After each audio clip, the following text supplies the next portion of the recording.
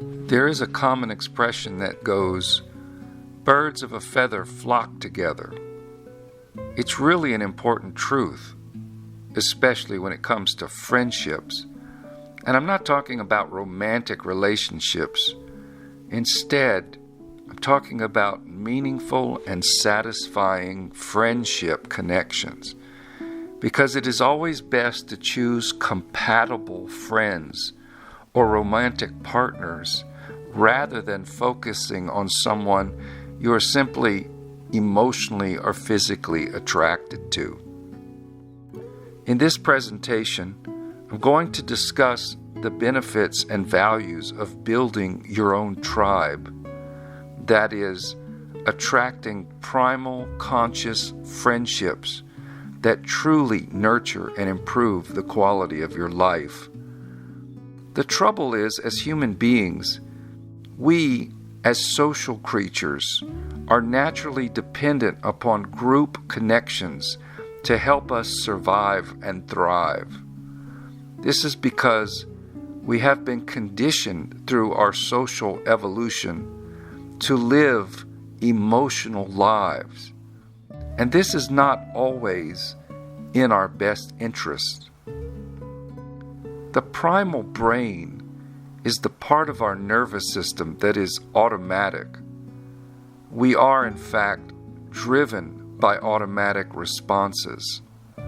This primal brain actually regulates the beating of the heart, the digestion processes, as well as our responses to stimulation. It's what makes us pull our hand away from a hot stove, for example. It's something we don't have to think about. It's unconscious and automatic. But the conscious brain is involved primarily with making choices that build our social world. It's about building alliances and how we thrive and grow within a tribal culture. Who we surround ourselves with determines what we do. This is why we often seek out members who are reliable, trustworthy, and who share similar values as our own. In other words, we prefer to be with people who are vibrationally compatible. I've learned that this is the reason it's wise to trust one's own gut instinct, to listen to that quiet inner voice of calm reason and wisdom, especially when it comes to who we choose as friends. Historically, human beings only have two types of connections available. I call them relational and transactional. Now, relational connections is our ongoing in-group, and it usually consists of no more than about a dozen people.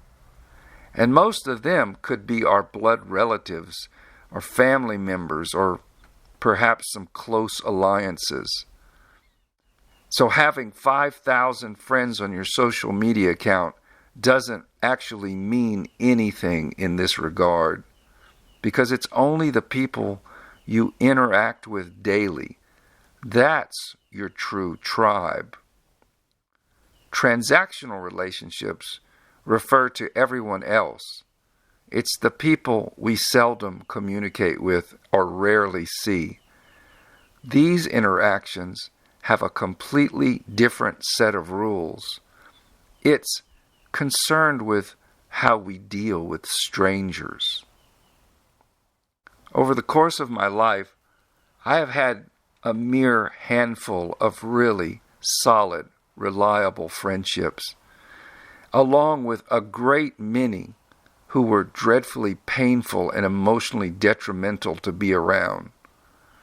In looking back at these two dramatically different types of relationships, I've pieced together for myself the characteristics and traits that made them fall to one side or the other. Since then, I've become much better at weeding through all my interactions involving men and women, and have learned how to surround myself only with those who foster the kinds of interactions that I want in my life. This is the way to build a primal conscious tribe of compatible members who you can trust and count on. It's important to distance yourself from anyone who is not in alignment with what you want and what you value. This is about building your own tribe, even if that includes only one person. Yet people are free to live as a lone wolf as well. There's no judgment here. If you really want to build this kind of friendship, it requires the development of some necessary social skills. Unless there is sincere effort made to improve oneself, I don't see much hope in ever being able to achieve the kinds of connections that I'm talking about here.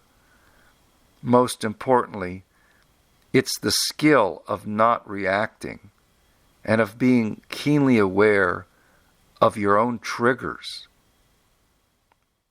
Now, the way to make any relationship better is not by criticizing what a person does wrong, but by rewarding and pointing out what they are doing right. Most people tend to concentrate on what the other person consistently does wrong, and this never works. Behavioral psychology has long determined that positive reinforcement is much more effective than pointing out criticism or blaming. When someone blames you and says, "You make me feel angry," or "I'm hurt," "You're unreliable," "You're untrustworthy," "You're a narcissist," or whatever, that's a clear sign of emotional immaturity. And even if these issues are true about the other person, then get away from them.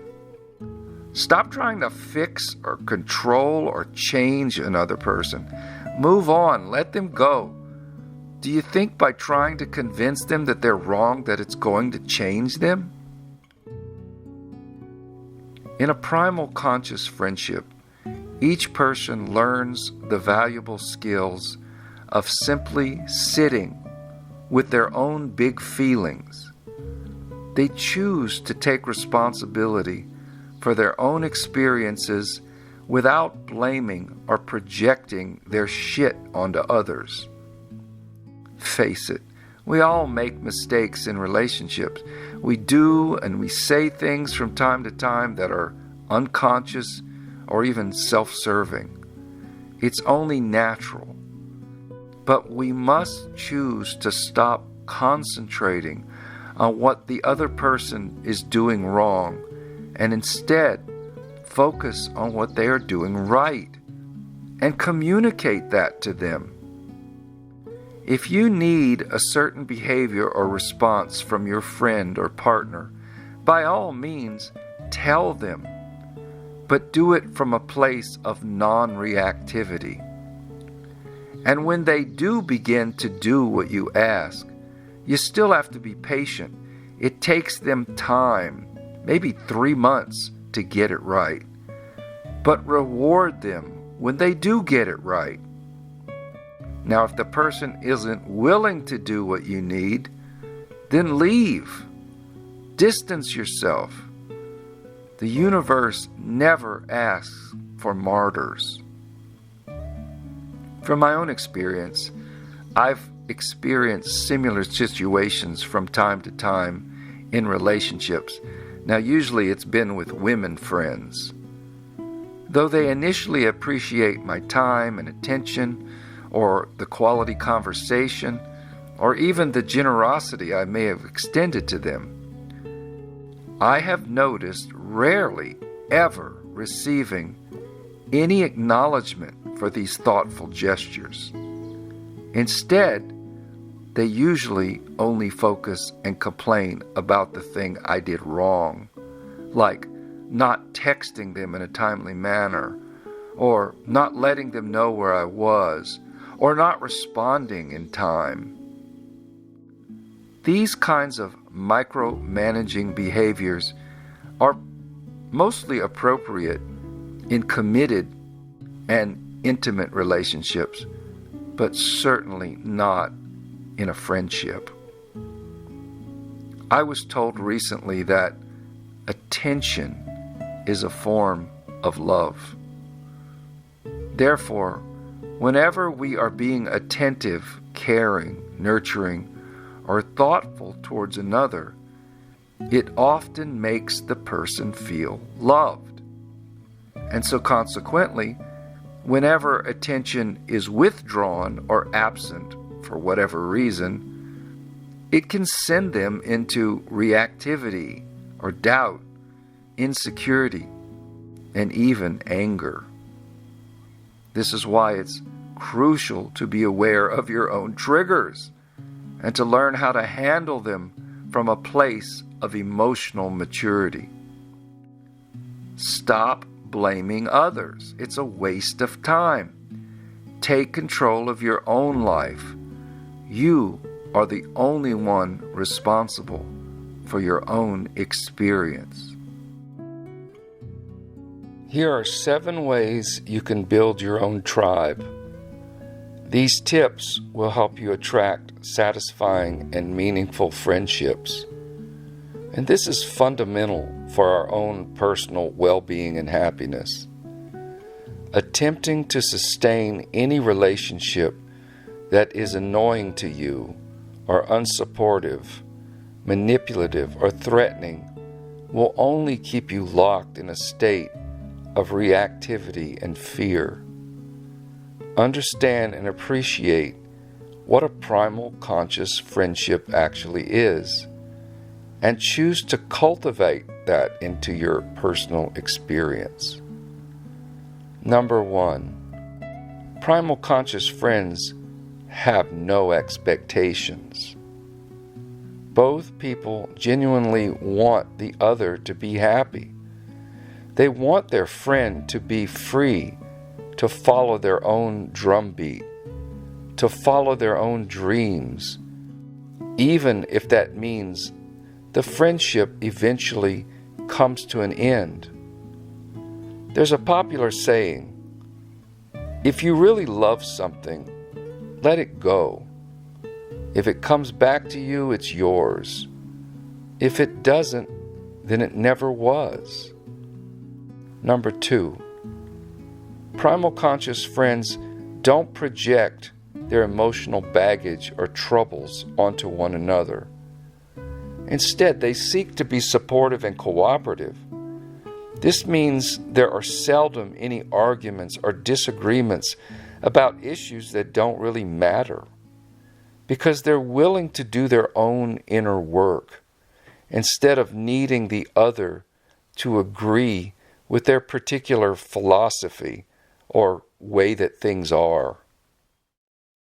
Number 3, primal conscious friends don't blame one another whenever they feel hurt or disappointed.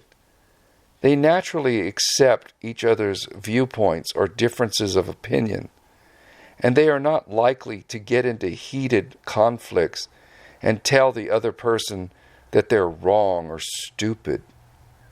Instead, each one honors the other on their particular soul journey, and there is a desire for mutual respect and caring. Number 4, primal conscious friends have at least 1 or 2 common interests or philosophical points of view on which to build a solid friendship. In other words, they have some sense of similar vibrational compatibility.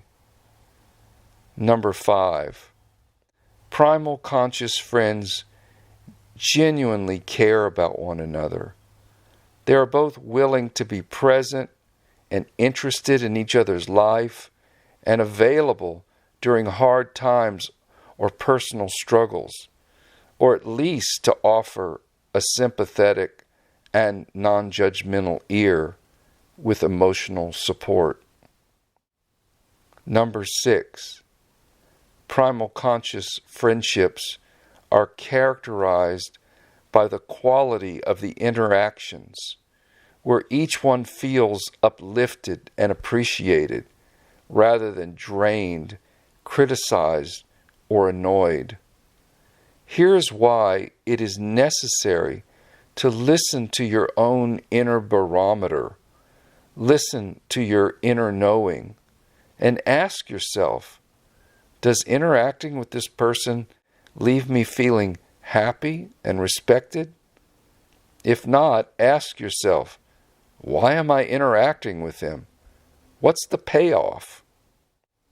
Number 7, primal conscious friends can make each other laugh. As you walk the world toward self-discovery, remember to always honor who you are.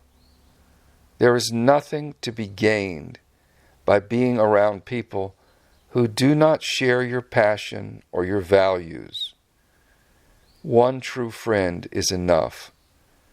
And if that cannot be found in this world, then go into the wilderness and be with the angels of the earthly mother. They will nurture and sustain you. Peace be with you.